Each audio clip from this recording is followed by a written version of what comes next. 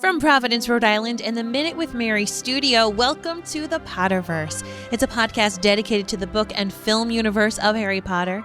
So grab your favorite wands and time turners. Let's step into the night and pursue that flighty temptress adventure.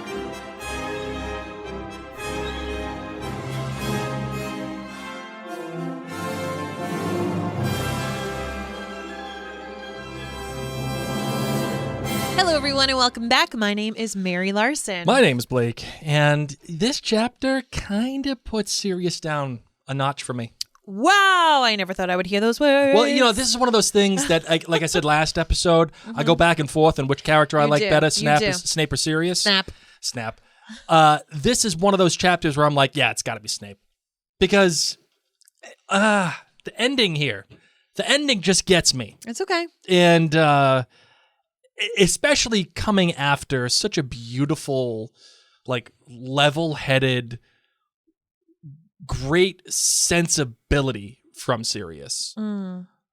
Even about someone as vile as Umbridge. Then to turn it around with what he says at the end, God.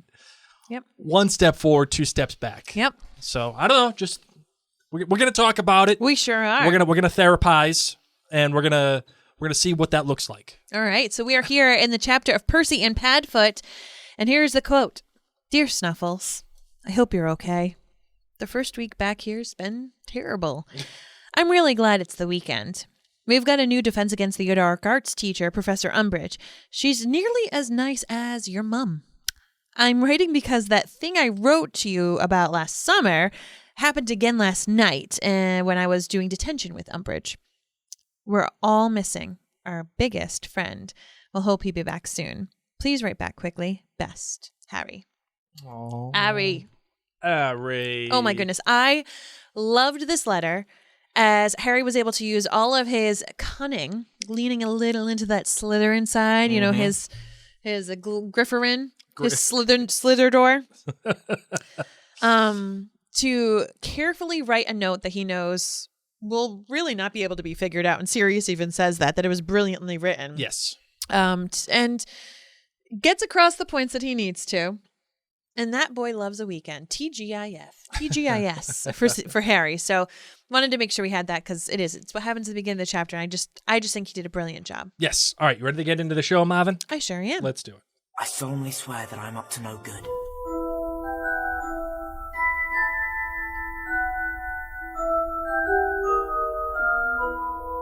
All right, as a little mini recap, this is chapter 14 of the Order of the Phoenix, Percy and Padfoot, as I said earlier. In this chapter, Harry mails a letter. He gets to flirt a little bit with Cho. We have some nose bleeding happening on the Quidditch pitch. We get a letter from Percy, pretty much telling his brother, don't follow Dumbledore. And then Sirius pops his head through the fireplace and shows his true colors for the fool that he is. A little bit. Once again, he was emotionally stunted with his young adult life being spent in Azkaban. Oh man! Just like a lot of kids nowadays are dealing with a lot of emotional stunting because of the panorama. Yes, and going through really impressionable, important years, looking at people through a screen. I say this as I speak through a screen. But it does a number on you. So for him not to, I don't know, live that portion of his life in the real world, I think has taken its toll. More than I think about it, the whole panorama experience was wild. I don't know why I'm just thinking about this now and I'm saying it now. It gets to you, right? Like every once in a while you sit here, we're recording this now in 2023. Yes. Every once in a while you sit and you're like, that happened. Like we went through that. Like they shut everything down. Yeah. Like everything in the whole world was just like, we're going to take a little bit of a time out. Like that Will Smith movie, yeah. I Am Legend, just happened. No zombies. Well, I mean, there was death, but Lots no of zombies. death. That's what I meant. Sorry, that's what I meant. No zombie zombies. No zombie, whatever kind of dog that was, German Shepherd. Yeah. Okay, the German Shepherds did not become zombified. But those shots, real life. And it messed us all up, but it particularly messed up certain individuals in like really important developmental parts of their life. Yes. And I think it's important for us to keep this into consideration for Sirius. You know, what this would have been his burgeoning young adult, you know, straight out of school, just kind of figuring things out. And now he's just a grizzled old man. Bless his heart. All right. So, yeah, Mary, I think one of the things that really goes overlooked here, and this is especially true of the movie, I think this book does one thing really well, like this chapter, rather, does one thing really well and a lot better than the movie, and one thing a lot worse than the movie. Okay. Would you like to take a guess No, as to what they are? I would love to just know. Okay, so the one thing that's... This is a big chapter, so... Yeah, the one thing that's better is Cho. Oh, yeah. And that's why I think goes overlooked in this chapter. Because there's reason in this chapter to like her, other than just Harry likes her. Not just to like her, but to root for her. Yes. You know, to root for like, all right, she's got his back. Yes. She is standing blindly up for him. Like blindly. Doesn't know if he's telling the truth. Nothing. Just sticks up for him in front of Filch. And that is what I mean when I say... It also says to him, you know, that sucks. Umbridge sucks. Like, yes. Cedric did die. Yes. By Voldemort. Like, I'm here. I believe it. And it's important, I think, for her character that she does something that makes her worthy of Harry and worthy of us as viewers or readers, right? And I don't mean like she's not worthy of Harry. I just mean in terms of characterization, right? Because by all accounts, she is worthy of Harry, right? And like if Harry likes her, we have to trust the fact that she is worthy of him. But she actually does something to exemplify this in this chapter. Whereas in the film, it's just, well, Harry likes her because Harry likes her. And that's it. That's the difference. Well, and I also think it's important here in the book because, remember, this is a spoilerific podcast. She's going to have the Veritas serum. Right. And the Inquisitor Squad's going to find all this out. And for a while, we're not going to know what's going on. And in the movies, that's how it's portrayed. Like, oh, Cho, let us know. And eventually we find out it's because of the Veritas serum. But, you know, we need to have this, to know that Cho is probably a Ravendor. You know, to stand up and say no. I mean, maybe Puff. Who knows? But she's got some loyalty in here where she knows. I was going to make a joke. Stop. I know. I was going to make a joke. She's here standing up, letting him know, letting Harry know. I know what happened. Mm-hmm. I want to make sure that we're on the side of right. And I've got you back. I've got you back so much that I'm going to stand up to Filch. Yeah. I like that the book does this for her because it gives her something to be. It gives her something that is part of her outside of Harry's expectation of her or outside of Harry's characterization for her. Mm-hmm. Like, it's more than just, oh, she's cute or, oh, she's fun. Like, no, she's an actual person who made a choice to do a thing that is in support of Harry for a reason. And I think it's overlooked because I will tell you, as much as I love this book and as much as I love this movie, I totally forgot that this happened. I totally forgot that she stood up for him and she helped him out in this scene. Mm-hmm. And my frustration with Cho is like she's just kind of nothing in the film. Like, you know what I mean? I do. But the one thing that this chapter doesn't do as well at in this iteration of Order of the Phoenix, as opposed to the film, is the world isn't separated, you know, between good people and Death Eaters. Like, hold on, what's the quote? Yeah, the world isn't split up into good people and Death Eaters. The movie did such a better job with this than this chapter. You mean making that particular quote impactful? Yeah. And that's probably why they chose it to have it that way, because you leave this with that yucky taste in your mouth from Sirius. Right. Whereas I agree with you. And this is kind of a theme that has strung throughout the Harry Potter books, that it isn't just black and white. It isn't just good and bad. There's loads of gray area. Yeah. And, we're hearing this from the father figures of Harry frequently. We're hearing them from Sirius. We're hearing it from Dumbledore. Lupin himself is half werewolf, you know what I mean? Right, and right. Moody, isn't he who we think he is half the time? So I like this because for so long as a child growing up, we make the adults in our lives our heroes, whether they be our parents, our grandparents, our teachers, our coaches. And so often we get disappointed in them. Sure.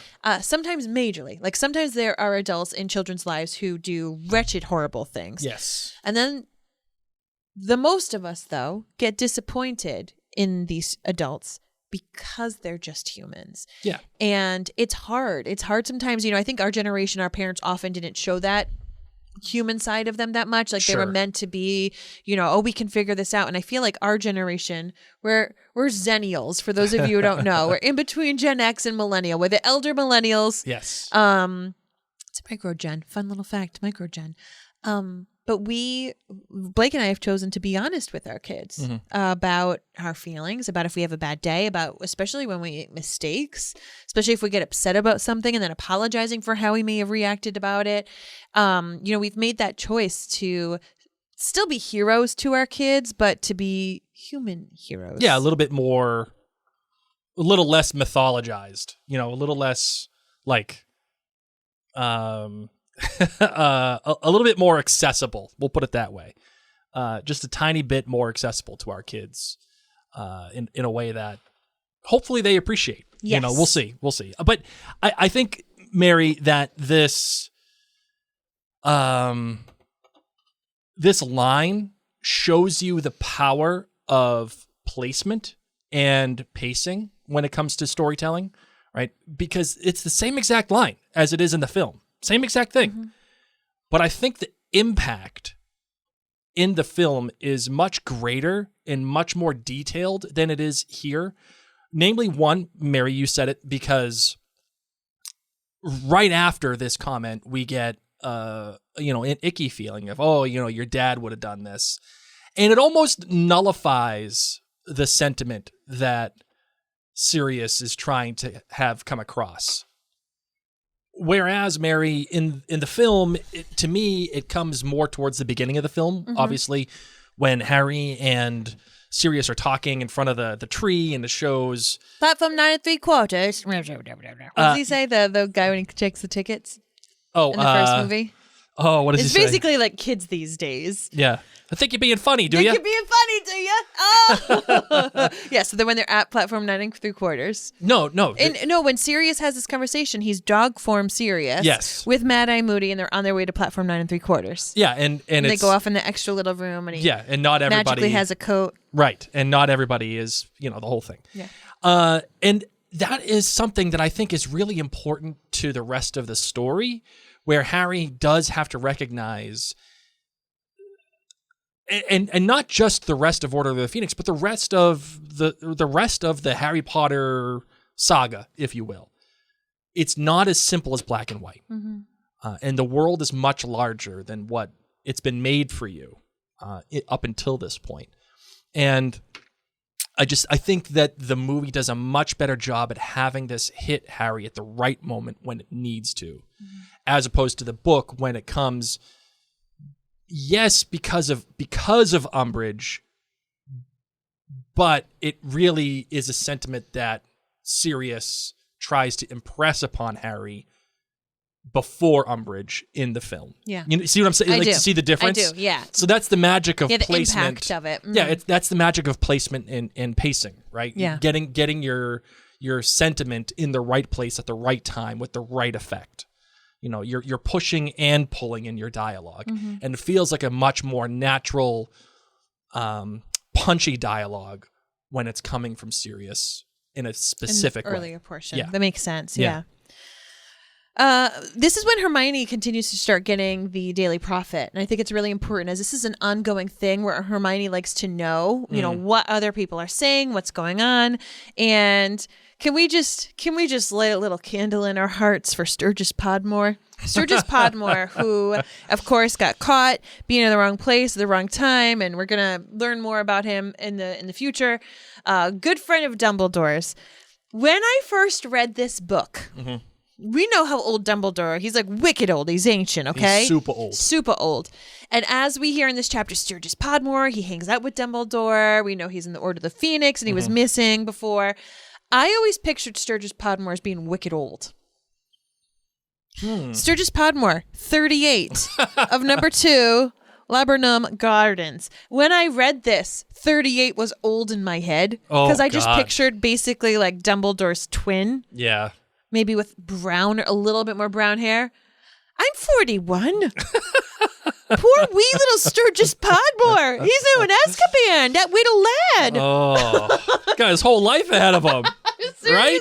At least that's what I'm going to tell myself to make me feel better. As a teenager, I was just like, oh man, well at least he lived his life. Yeah, he lived a full life, didn't he? Those whole 38 years. Oh, good Lord. And now he's in Azkaban. Bless his sweet little heart. Oh, man. Who was the teacher from what's it called?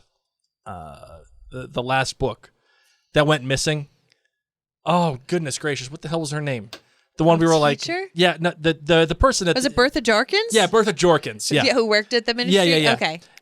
This is like the Bertha Jorkins. Sturgis Podmore is totally the Bertha Jorkins of Order of the Phoenix. Yes, where like his name pops just out, dripped in. Yeah, every once in a while, he's got the Bertha Jorkins. But treatment. Bertha is dead. Yeah, that's the difference. Sure. Sturgis still gets to live another 38 years. Oh, good Lord. Bertha wishes she was just in Azkaban, not dead. I know. DED. Oh, good Lord. The kids learn a bit more about that OWLS, the OWLS. Yes. And the grading system.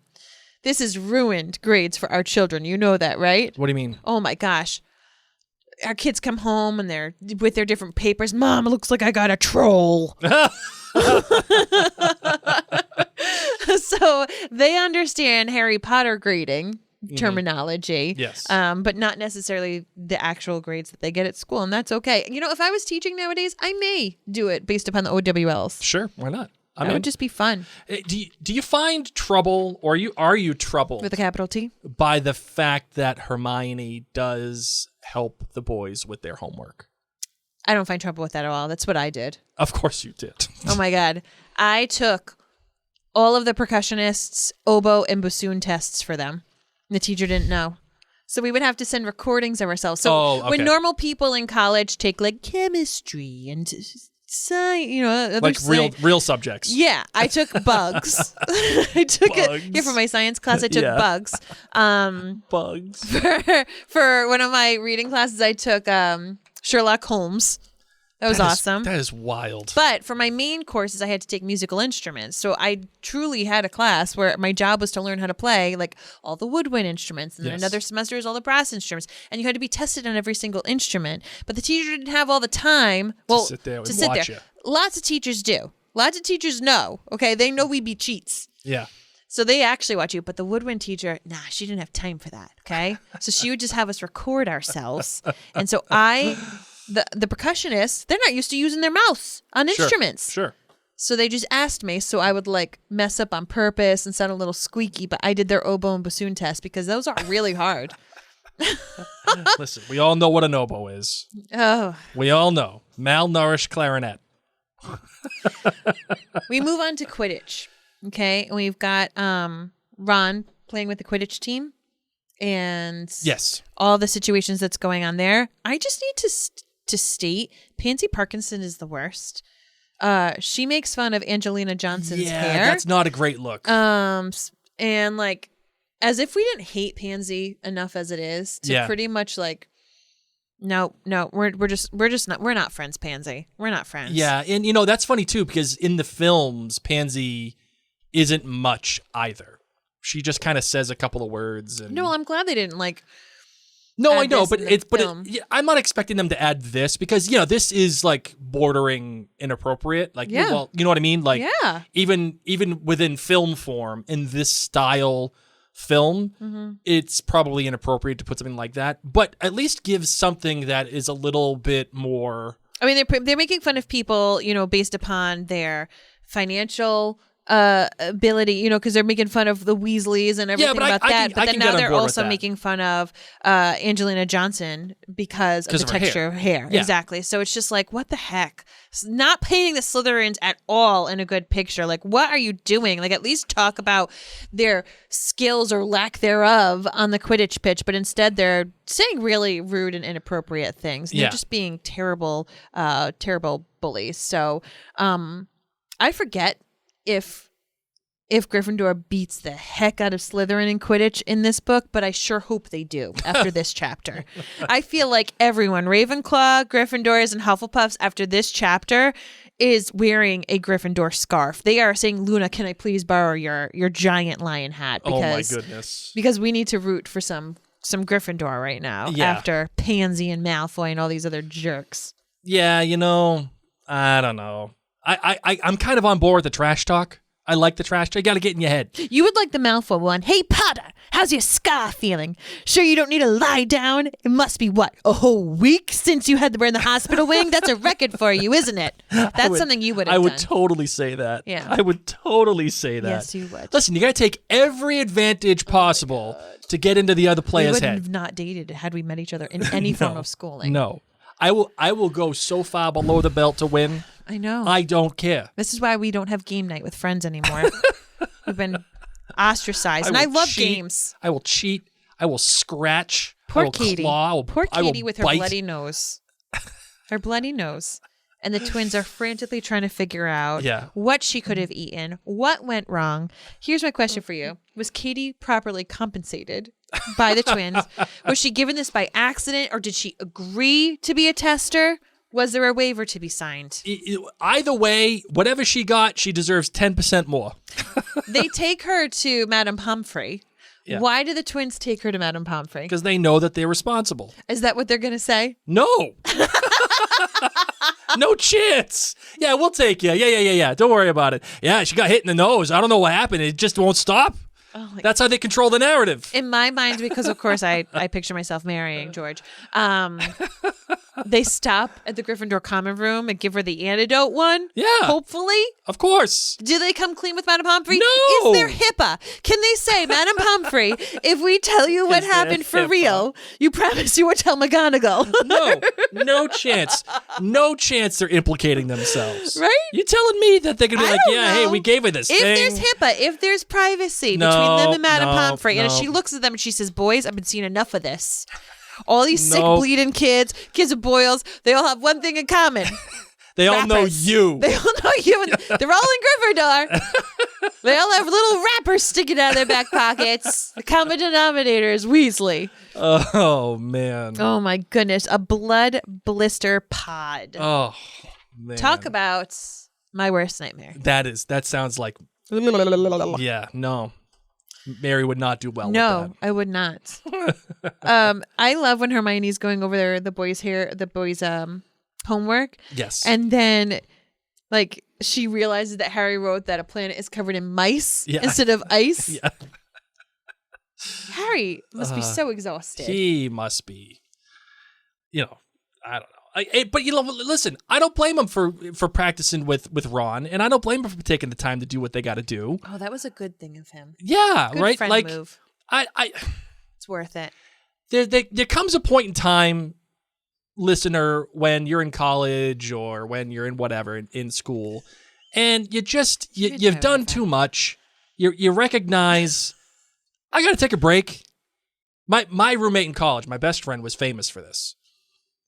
Because I'd be stressing about one thing or another. He'd be like, all right, yeah. And he'd be like, all right, come on, let's go. We're going to the batting cages, or, we're going to go, we're going to go to the, we're in New Hampshire. So he's like, oh, we're going to go to the gun club, and just pop off a couple of rounds. And I would go fly a kite at the beach. Whatever. But you just get your brain off of this stuff. Legal gun range, okay. It was legal, it was a whole it was a whole thing. People in other countries don't know that this is what Americans do, especially in New Hampshire. Oh my gosh, live free or die. That's man. Literally the state's motto is live free or die. That's why it's the best state in the union. Oh my God, nope. I will gladly stay in the ocean state. Oh man. Anyway, so you're saying there comes a time when you kind of have to blow schoolwork off. You have to, because otherwise it gets to be too much. You know who would completely disagree with you is Percy Weasley. I got some. Percy Weasley. I got a hot take about Percy. Disagree. Okay, let's hear it. I got a hot take. Ready for this take? Yes, Blake. Percy's right. He's right. He's 100% right in this letter. His like reasoning is, or at least his reading this series as an adult. Yeah, it's a totally different feeling. No, his execution is a little off. Yes. I'll give you that. Yes, but he's 100% right, especially considering the fact that he knows to be true what is true, right? What? What does he know to be true? Umbridge is in power. Yep. What? What? You're such a Malfoy. Umbridge is in power. Okay. The tide is turning on Dumbledore. The ministry is taking charge. Mm-hmm. The things are coming out in the newspaper about Sturgis Podmore. Mm-hmm. Listen, everybody's on the way out. Trust me, I'm trying to take care of you. Just do the right thing here. Play ball. Prefect to prefect. Yeah. And he's trying to relate to his brother. I saw that you're a prefect. I'm really proud of you. Here's an idea. Stay away from Potter, because that kid is just trouble with a capital T. You don't even know what you're quoting, and it makes me so happy. Whatever. I don't even care. It's the Music Man musical, Blake. Sure. Whatever. 76 trombones? Sure. How about 82? Oh, my God. So much educating to do. So I'm kind of on board with Percy on this letter. How about you? Okay. I feel for Percy. As we talked about earlier, when he moved out, I feel for Percy so incredibly much. Mm-hmm. Once again, your parents aren't necessarily perfect heroes, okay? They're not perfect heroes. And I think that the Weasleys may have tried to come off that way to Percy.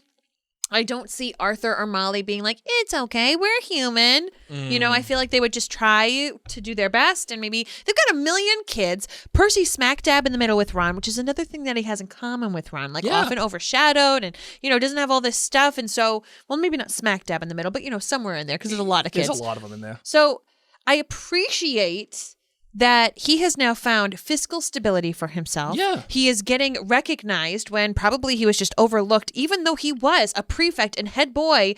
It just wasn't necessarily always enough because there's so many kids in the Weasley family.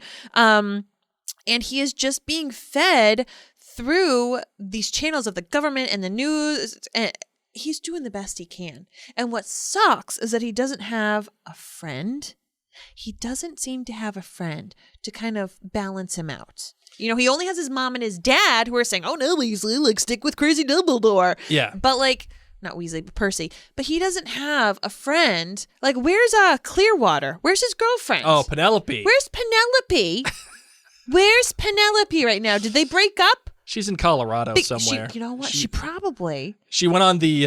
She probably went on a foreign exchange student. She went to Mallorca. Got a Muggle boyfriend.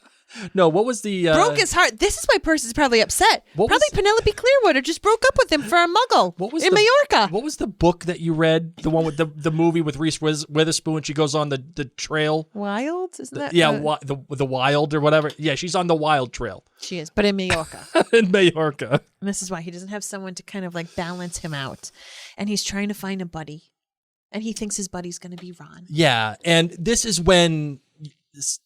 You find yourself drinking a lot of the Kool-Aid. It's so hard because when you read this the first time through, you're just Team Harry nonstop, which let's be real, we're always Team Harry. Well, yeah, the whole book's in his perspective. How can you not be? But it's so hard because when you grow up, and maybe it's not even just if you grew up, nowadays, where people honestly think that the world is flat. There is a great large portion of the world who thinks the planet is flat. Yeah, it's wild.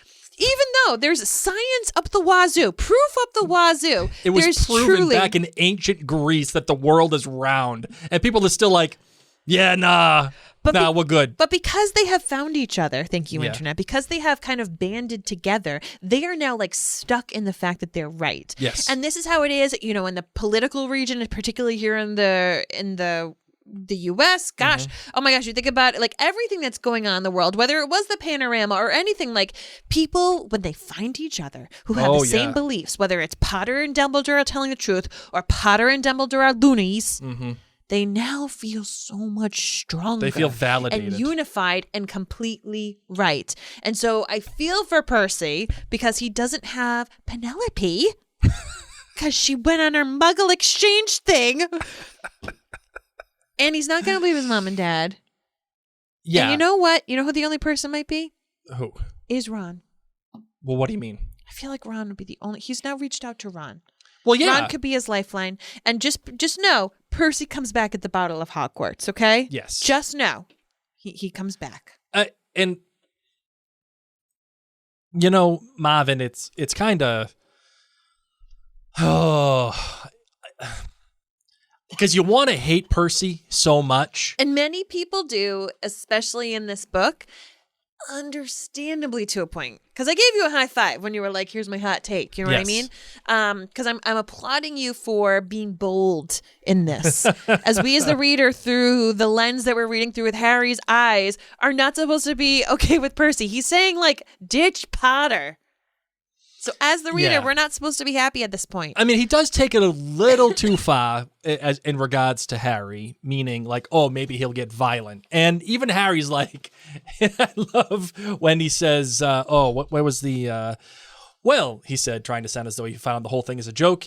If you want me to, what is it? He checks Percy's letter. Oh, yeah, sever ties with me. I swear I won't get violent. Well, think about it. They do not believe that Voldemort's back, meaning they don't know why Cedric Diggory died. Mm-hmm. So all they know is that Harry Potter came back with Cedric Diggory's body. Yes. So, yeah, again, is he doing the wrong thing? Maybe. But maybe not. Like, again, he's just going off of what he knows. Hold on, our dog is freaking out right now, and I don't know what it is. Oh, yeah, I see what it was. See, what we do when we record is we open up our window here, our slider door, so that our dog can just come happily in and out of the studio. And she gets pissed when the door it's closed too quiet. Yeah, she gets pissed.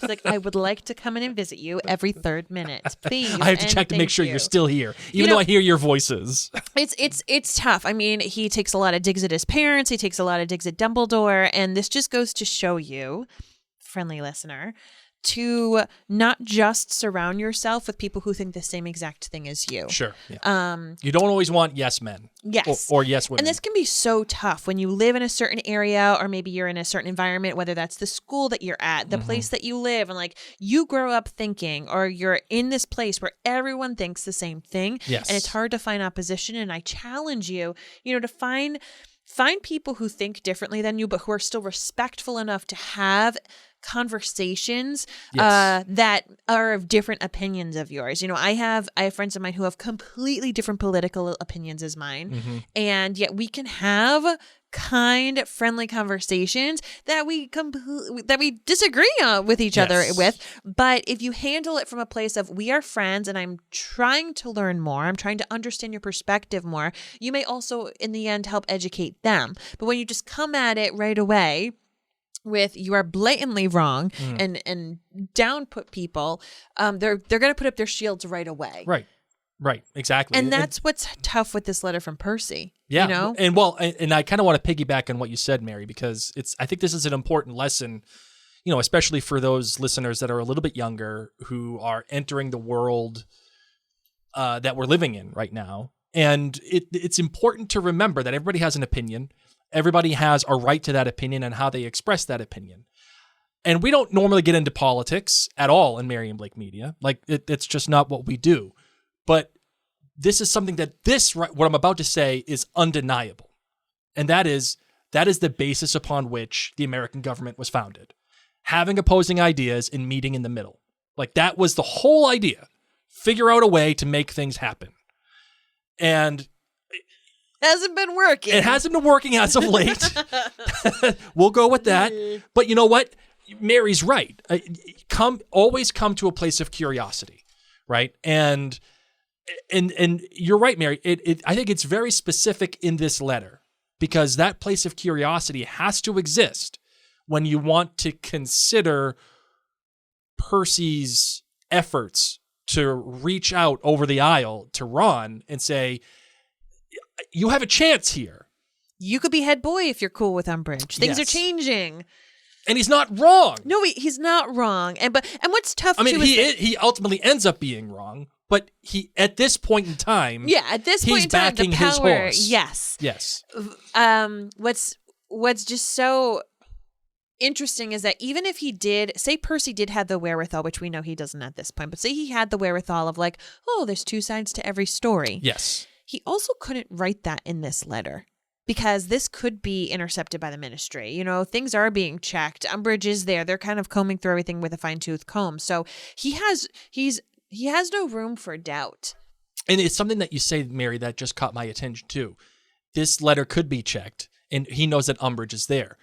And that kind of circles back to the beginning of the chapter with Cho, when Filch shows up and's like, hey, I heard you're getting dung bombs.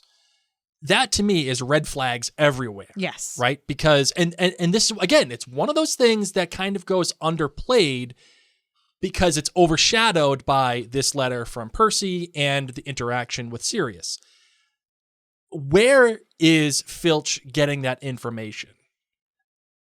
You know, when you're reading this, it's easy to be like, oh, well, it could be Malfoy, like saying this just to play with Potter. But to me, it's Umbridge. To me, it's Umbridge who's saying, go check this out, especially after the detention, especially after all the things, we need to keep an eye on Potter. Well, this was Mrs. Norris. This is why Filch is up there right now. Harry passes Mrs. Norris on his way to the owlry. Yeah, but I feel like, but the dung bombs, like, he ain't going to get that from a cat. No. Right, that's what I'm saying. True. I don't know.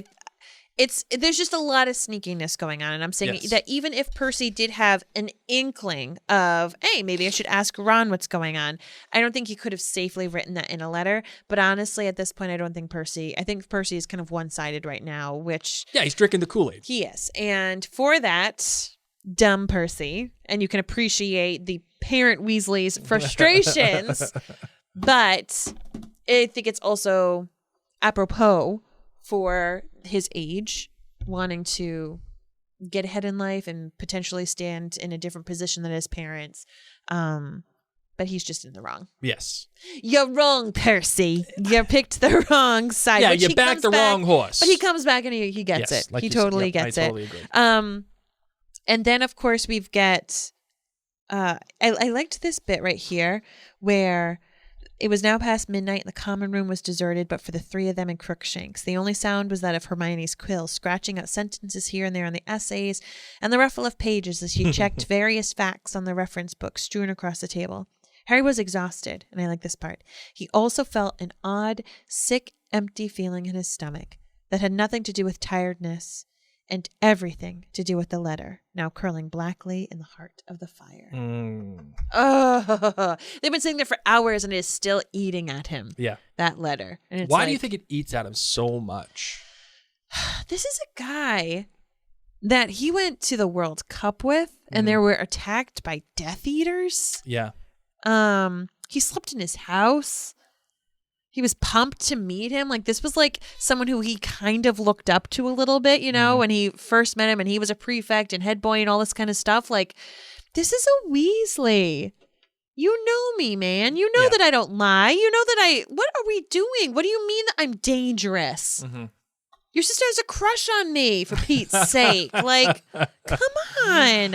You know, so a family that has been with Harry, his dad took him to the trial. Like, granted, Percy broke up with his family before them. But, you know, I just think that just to know that you can't trust anybody and to feel so alone. And does that tie into we talked about tying into the beginning, but does that also, not tie in, but lead up to the ending of this chapter, right? Because... let's look at where the chapter begins and where the chapter ends. Harry is resolute in the idea of writing a letter to Sirius, explaining what's been going on. He didn't trust Dumbledore with the information. He didn't trust Professor McGonagall with the information, yet he trusts Sirius with it, which, by the way, he should, because Sirius is his godfather. And, as we know, given the line that Sirius does eventually say, not all people are divided up into good people or Death Eaters, there's room in between, like, that is sage advice. Yet, at the end of the chapter, we are left with, well, your dad would have taken the risk. Oh, such a jerk. And I don't think he means it the way that it comes off. However, is there room there to say that Harry's trust in Sirius is now a little, there's a little left to be desired there? Because there's great movement, there's great attack and defend in that transaction, right? There's great movement in the tension of going from, I'm going to tell Sirius this really important thing, to kind of being insulted a little bit. Well, and also he's insulted because Harry's trying to look out for Sirius. Right. This is Sirius pouting, saying, I want to come out and play. And Harry's saying, no, it is not safe.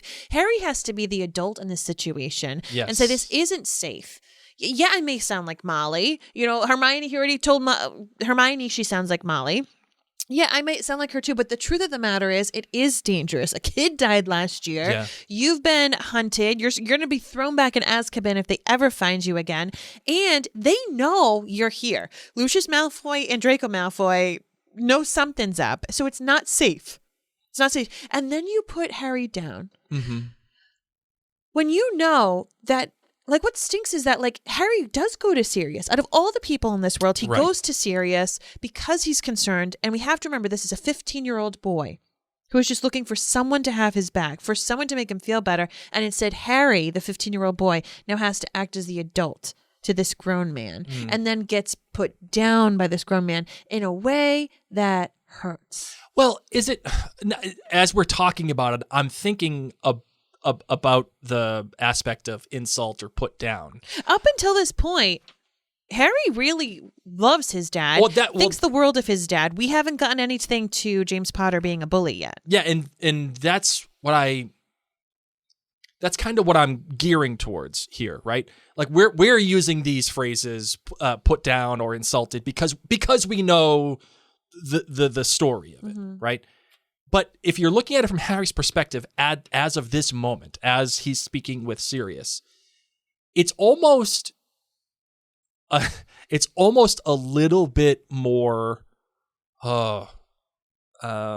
conniving and a little less insulting at the same time, right? And I mean that by Sirius takes this affection that he knows Harry has for his dad, and also the affection that he knows Harry has for him, and weaponizes that legacy of Harry's dad. Weaponizes it. So that's why I say it's a move, Sirius. That's why I say it's a little bit more conniving than we're thinking, but it's also not as insulting as we're thinking. You know, I've reread this chapter many a times. It's got a lot going on. It's a nice meaty chapter, and every time I get to this line, I feel this burn inside of me that I am surprised Harry didn't do.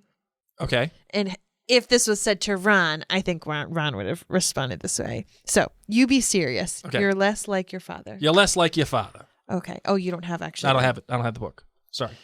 Okay. Let me read it. It's over here. Mid of that page. Yep.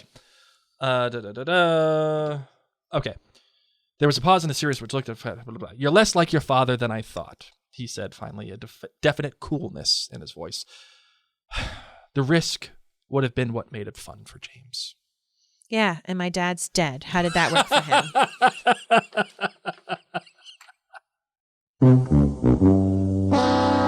Every time I've listened to this, read this, I'm like, Harry!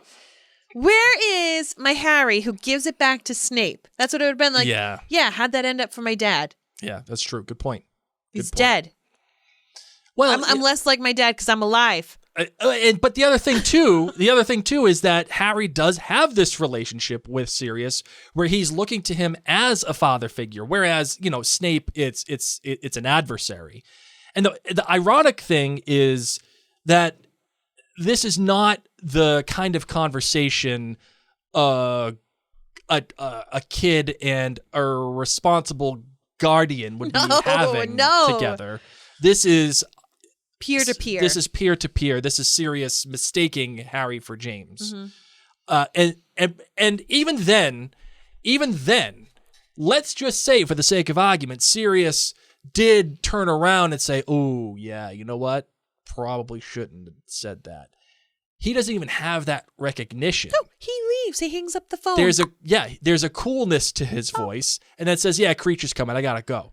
Like we've all had those conversations where it's been like, yeah, I'm at the place. I gotta go. I'll see you later. And you're like, you're 20 minutes away. Yeah, I'm busy. I got things to do. You just find a reason to hang up the phone. And that's exactly what happened. And this is where the author, I think, continues to show her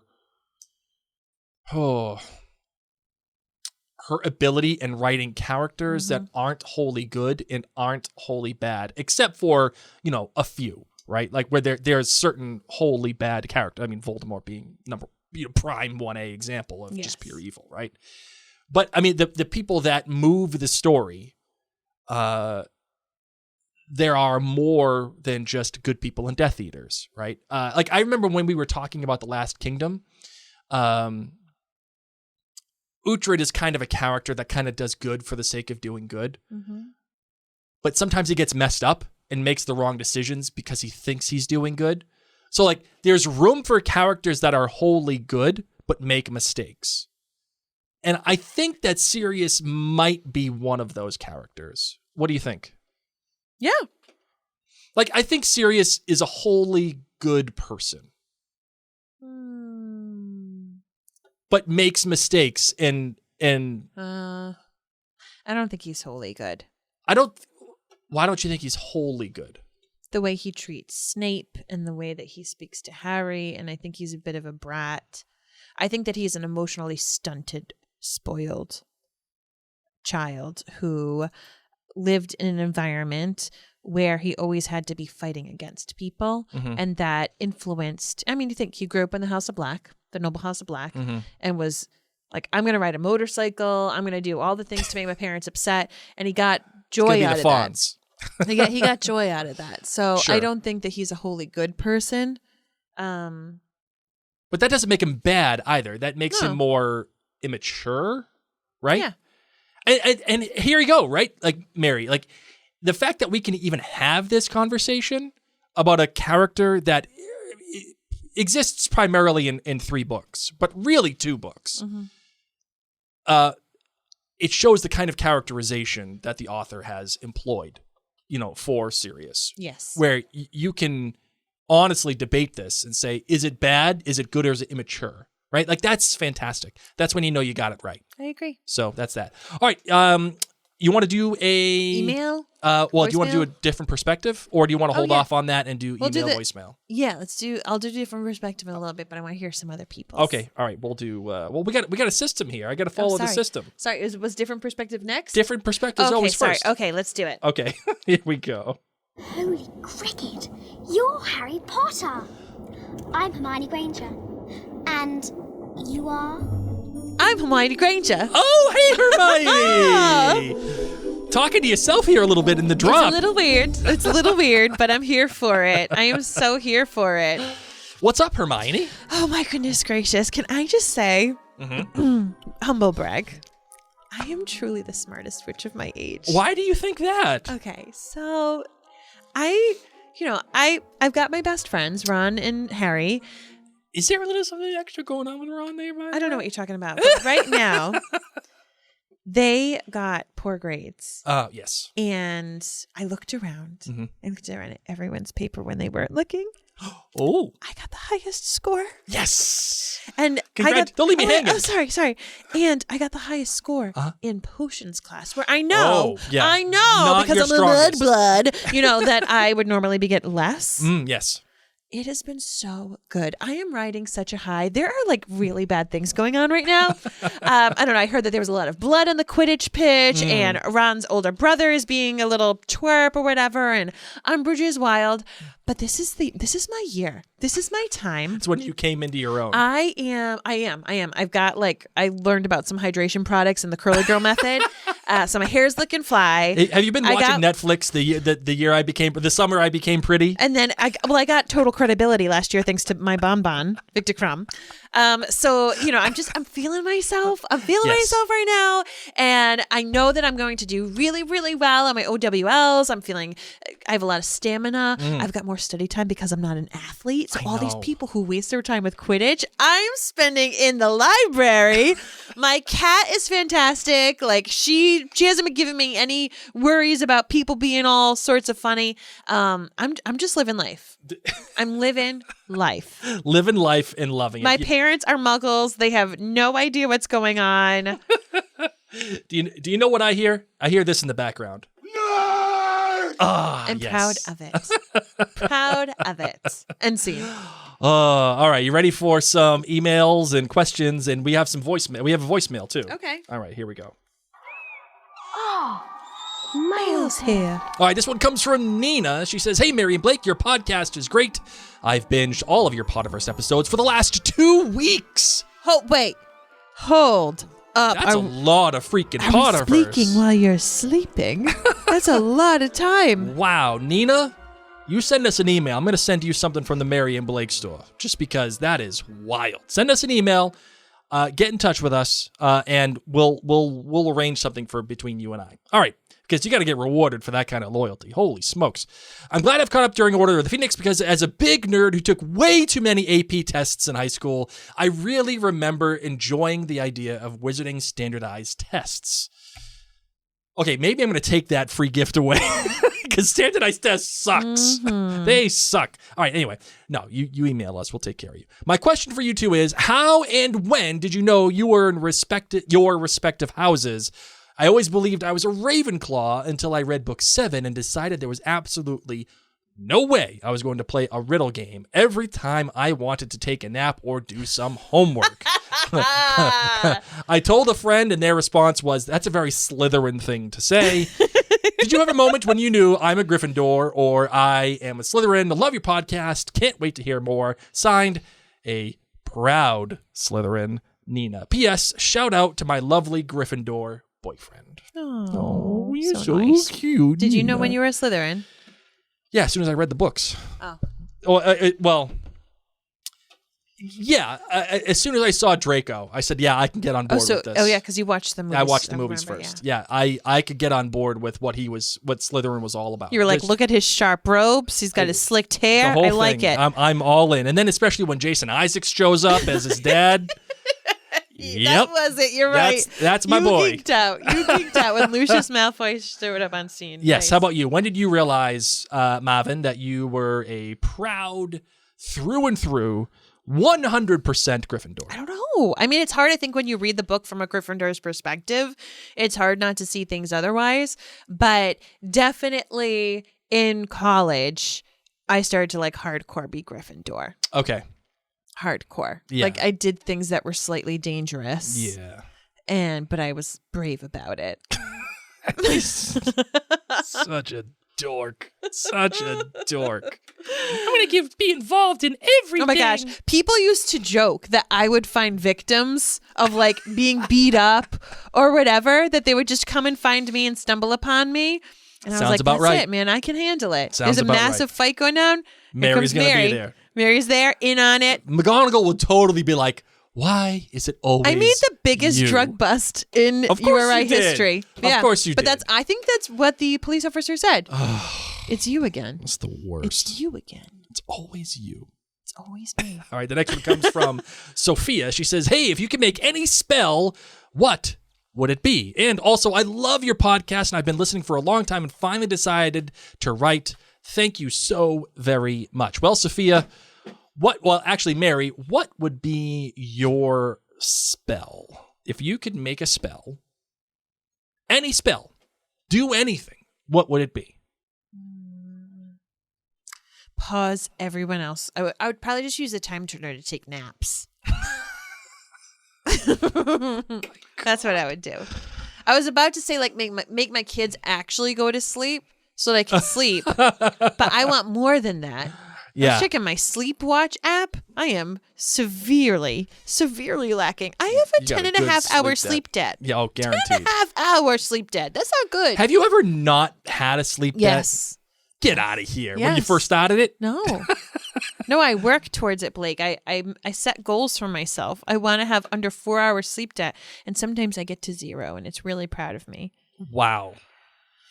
I wonder what my sleep do. debt is. It's got to be through the roof. We've tried to track yours, remember? Yeah. But then you wouldn't actually download the app. Yeah, well, because we got to pay for it. I don't want to pay for another thing. It's worth it. I don't want this little You don't app. even need to. No, that it'll do it for free on Apple Watch. I don't want this little app to guilt me into the fact that I ain't sleeping enough. I gotta tell you, my favorite part is it tells me this is when you're gonna feel sleepy today, and it's right.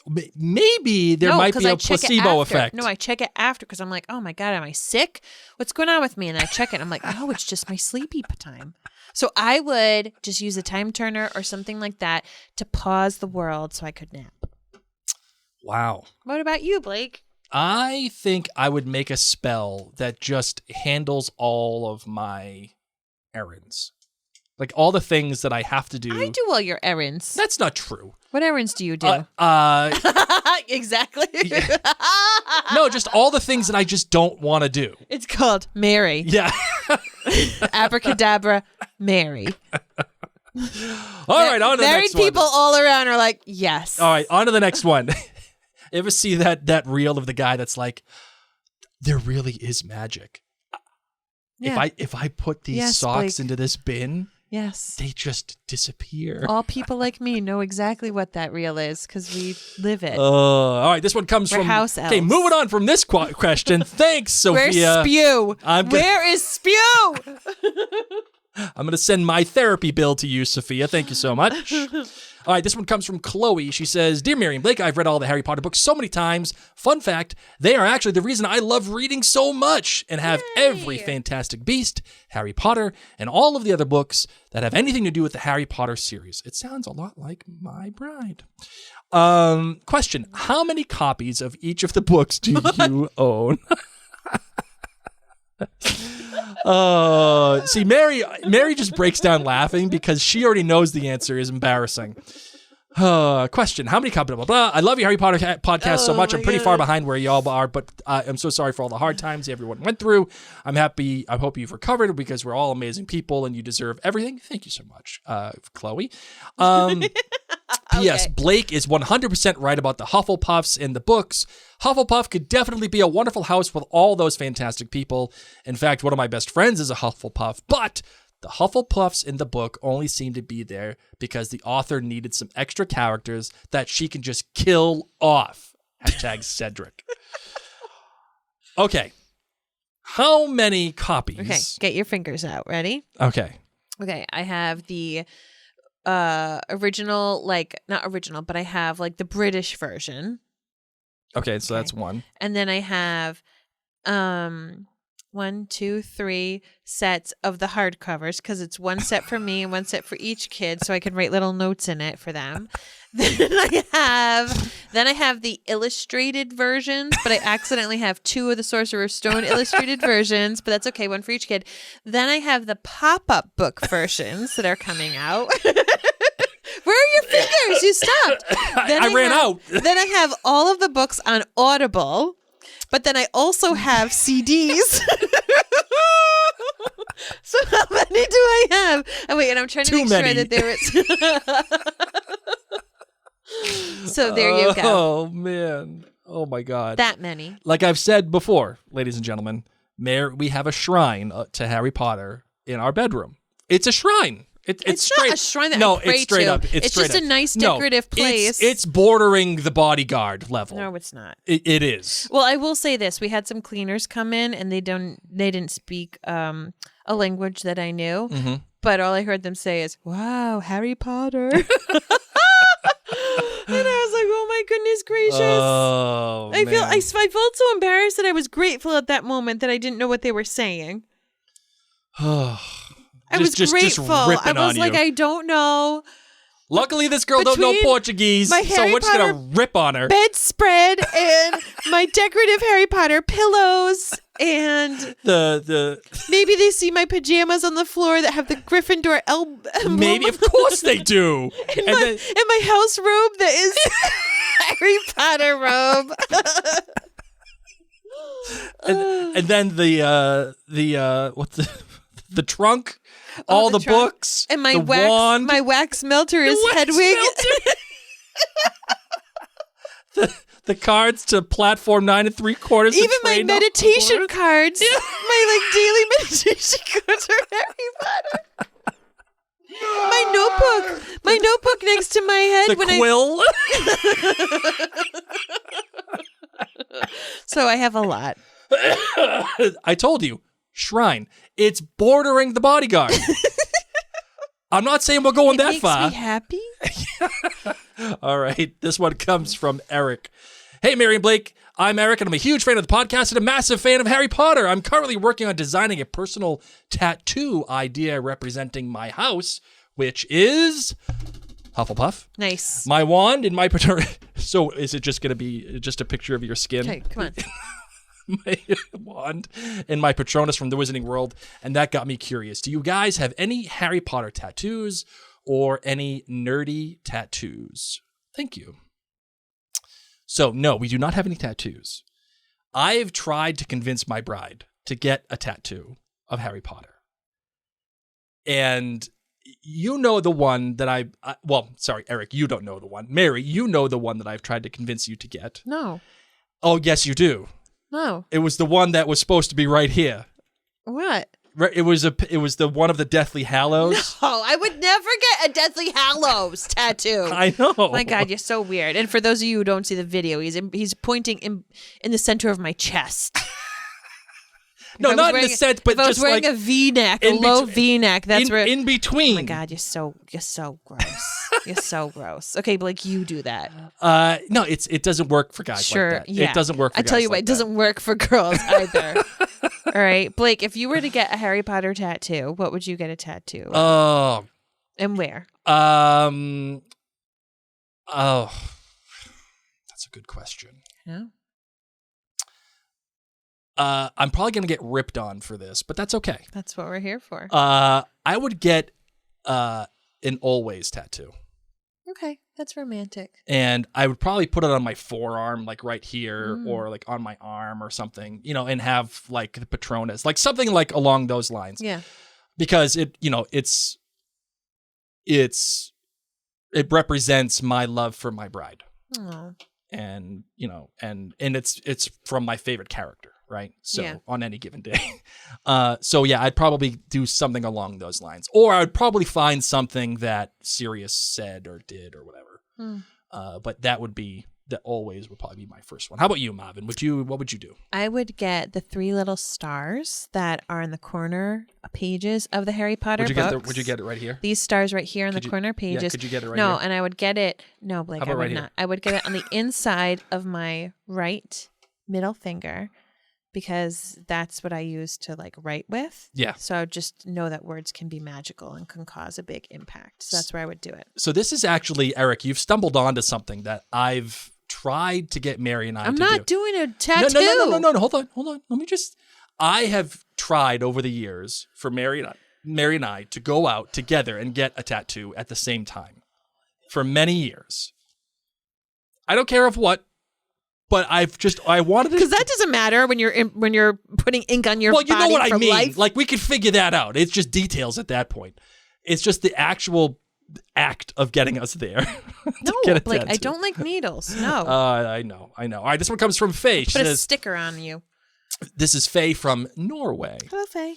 Longtime listener to all of your podcasts. I'm currently doing a rewatch of the Harry Potter films in preparation for watching Harry Potter and the Order of the Phoenix in concert at the end of October. God, that's amazing. I had a thought and wanted to hear your opinions. Soundtracks. Which of the many detentions Harry had were, in your opinion, the worst and the best. In book 2, Harry had a super boring detention with Lockhart, helping him answer fan mail, but surely that was preferable to his precious detention, where he ended up being nearly attacked by Voldemort in the Forbidden Forest. What do you think? Love what you do, from Faye. Well, listen, Faye, we all know that Gilderoy Lockhart is my third favorite character in all of Harry Potter. I'd love... What? What? Take off your headphones. Is there a spider on me? I'm pretty sure a spider just landed straight on your head. Don't even mess with me. Take off your... Nope. Okay. I think you're okay. It would have been on your hat or your headphones, but I saw something drop down from the ceiling. Oh.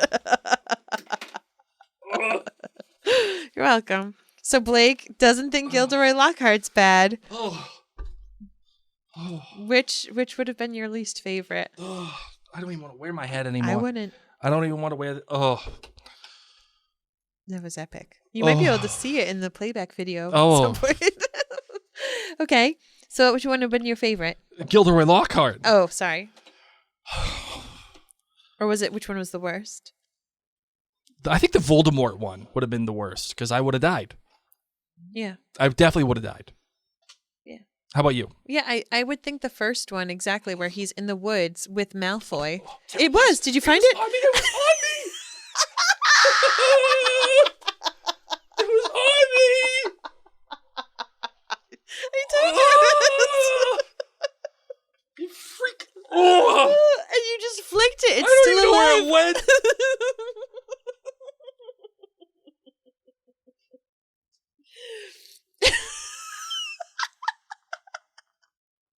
That is the worst. Oh my God. It was crawling on me. I know, I saw it. It was on my... Butterbear's freaking out. She can sense your fear. At least it's not in your hat anymore. Shh. Shh. She just wants to smell the hat. Blake, she's too loud. Okay, all right. Okay, yes, okay, yes, okay. Next question. Take over for me. Hold on. I can't take over. I don't have the words. You have to do it. Oh my goodness gracious. Okay. So, is the spider still here? Probably. Will it come back? Probably. Will you see it again? Probably. That was brutal. Okay, we're coming back. Okay, next one. This one comes from Tom. Says, hey, Mary and Blake, your son did an awesome job on the podcast a few weeks ago. He sure did. I hope we hear from him more. I was placed in Ravenclaw on Pottermore because I want to learn all that I can to solve puzzles and mysteries. I strategized before taking action. When someone insults a Gryffindor or Slytherin's parents, the Gryffindor will immediately speak up to defend their parents' honor, and the Slytherin will push back to protect their parents' pride. A Hufflepuff would quietly take the insult and respond with kindness. Not so with Ravenclaws. If you insult a Ravenclaw, we won't respond right away. Ooh. We will start playing a long game of how to respond over time. We are capable of elaborate revenge with lasting effects and also giving meaningful blessings to people we like. Personally, I'm not a manipulative person, but I'm very thoughtful about who I like spending my time with. Okay. In the case of Luna and Hermione, Luna probably is going to wait and see how Hermione acts the next time they see each other. Wise. Luna probably decided that this insult was minor and not worth the trouble of elaborate revenge. Luna has a kind heart and sees the world with a deeper perspective, so Luna could probably foresee that Hermione and the other Gryffindors could become her faithful friends. And at the end of the book, Luna's response to her things being stolen with the belief that everything has a way of coming back to her is not typical of a Ravenclaw. Most Ravenclaws went to get to the bottom of who stole it and why. And it shows us that Luna doesn't concern herself about mundane things. Her mind is very complex, and less thoughtful or inconsiderate characters in the story don't understand her. Thank you for this awesome podcast, Tom from Michigan. Thank you, Tom. This one comes from Caitlin. She says, my name is Katie, and me and my sister are newer listeners, currently on Prisoner of Azkaban, chapter The Night Bus. Hello, Katie. And while listening to the episode, we had made some observations about a future reference in Book 1 that relates to Book 3. The reason Ron's yellow rat spell didn't work on Scabbers during the Hogwarts Express is because Scabbers was never truly a rat to begin with. Brilliant. I wonder if an animagus counts. We're sure if he had been a real rat, the spell could have, probably worked. My sis want to know if you might make a t-shirt that says Marge at large with the graphic of her floating. That's brilliant. I kind of like that idea. Thank you for this amazing podcast. We love you guys. Keep making more magic happen. You've brought the Lumos in our time of knots. Aw, so glad. This one comes from Crystal. She says, hey, Mary and Blake. I was catching up on the latest episode of the Potterverse and heard you say you need a Ravenclaw opinion, which is why Tom wrote to us. I just so happen to be a Ravenclaw. Here is my opinion, and I hope I can make my fellow Ravenclaws proud. When Luna says, excuse me, my father's the editor, I saw her as being defensive. I think as Ravenclaws, we can be a little bit proud and don't like our intelligence being insulted, which is kind of what Hermione was doing to Luna. I hope this is accurate and helps. I think that's a fair assessment. Agreed. Okay. This one comes from Lainey. This is Lainey that was in the 5th grade when she first reached out to us. Lainey. Oh, it's Lainey. welcome. I'm now in 7th grade. Lainey! Sending an email replying to what I would do if I was Luna Lovegood and if Hermione had said what she said about the Quibbler, because I am a Ravenclaw. I would have said, my dad is the editor, and he works very hard. I would like it if you'd not make any more comments on my dad's work.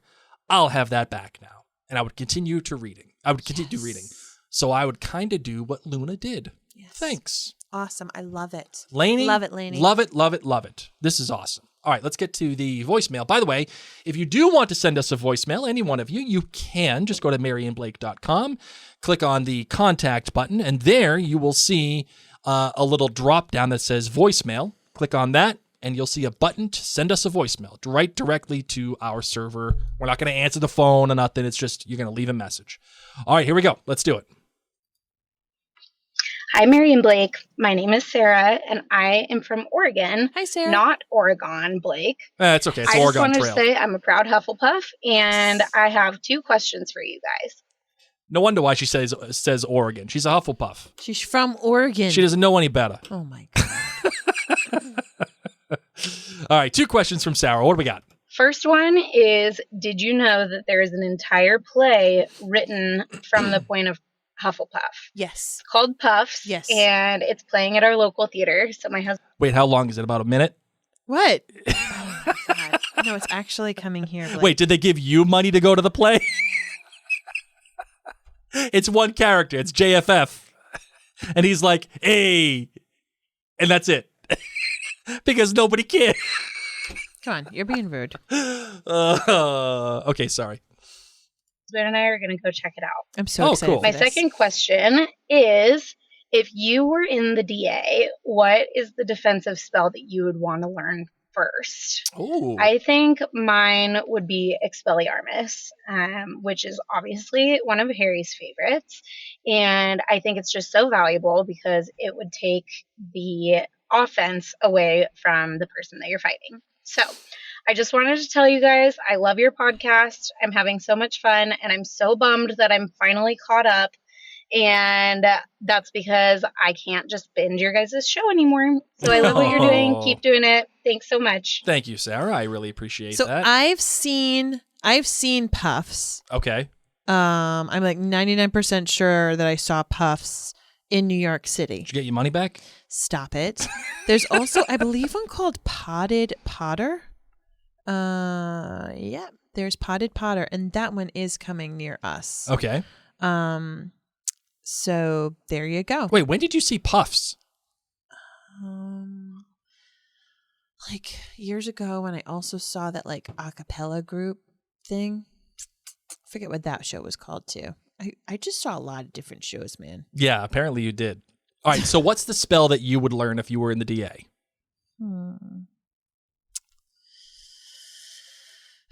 Maybe like a pause time spell. So you can go nap? Yes. Hold on, I need to take a nap. Thanks. But for real, I don't know. Bombard us. That feels good, but very messy. I I don't know if this is defensive per se, but this is definitely the charm or spell or whatever I would want to learn. Dude, Reducto. Mm-hmm. That thing is legit.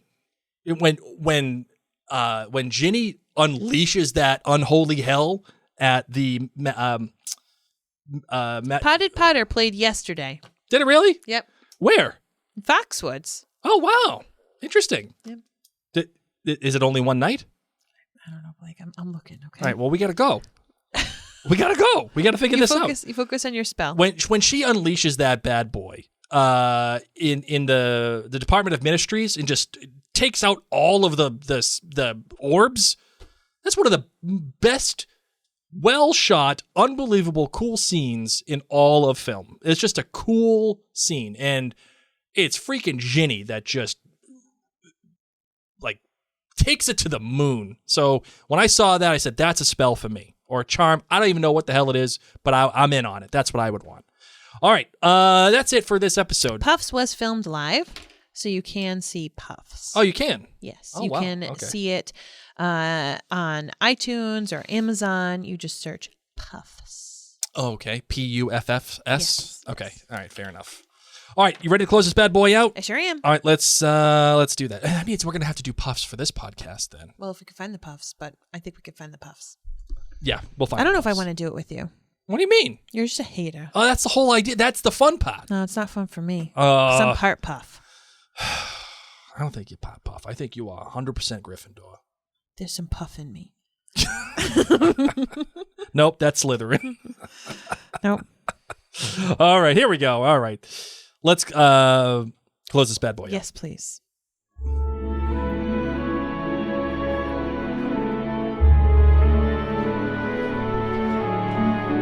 Ladies and gents, thank you so much for hanging on out with us as we discussed all things Percy and Padfoot and Puffs. This episode went way longer than I thought It was a long chapter as well. Yes. I was surprised. That's okay. Yeah. Well, we enjoyed having this conversation with you, and I wanted to give you a couple of different tips and tricks. First and foremost, if we bring Lumos in your time of Nox, please feel free to head to jointhenerdclan.com, where you can, for as little as $2 a month, help contribute to this mom and pop podcast shop. Another way that you can help support the show is by going to minutewithmary.com. At the time of us recording this, it is going to be heading into the holiday season. And for those of you who don't know, in addition to podcasting, I love to help people feel more confident and creative when it comes to their makeup and skincare. And I do that at minutewithmary.com. You can also search the hashtag minutewithmary on social media, and you'll find me there. All right, that's it. That's what I got too. Go. My name's Mary. My name is Blake. Mischief managed.